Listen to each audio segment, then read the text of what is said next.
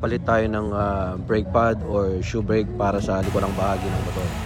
Siyempre, ihanda natin ang kagamitan at mga kinakailangan para sa pagtanggal, pagbaklas o pagkumpuni ng bagay na ito.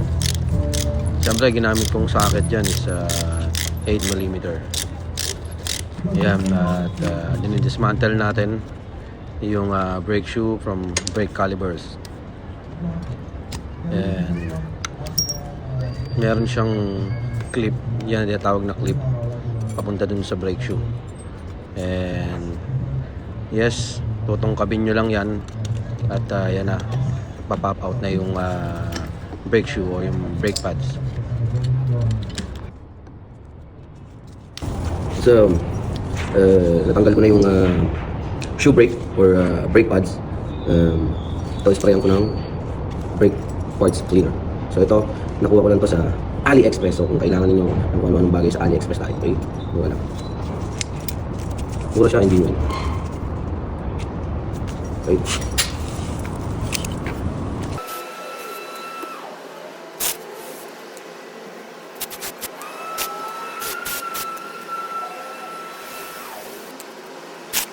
Ito na yung bagong brake pad, okay? Sa, alam niya, AliExpress. So, AliExpress the best. So yung alam mo yun, yung mga nagagalit dyan sa China, well, malaking bagay na nagagawa ng China sa buong mundo. Sa buong paligid nyo, puro China. Ayan, quality na. Kung meron kang budget, good quality bibigyan ng China. Wala kang budget, poor quality.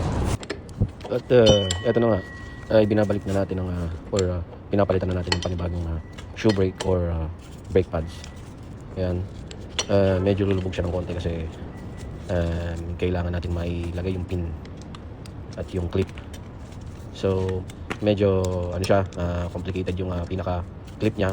Make sure lang na naka center mismo yung pin in between clips at saka brake pads or brake shoe. So yun lamang, tignan nyo kung may idea kayo about sa pagpapalit ng brake pads at paki-commenton lang kung mali yung aking nagawa. Maraming salamat sa inyo.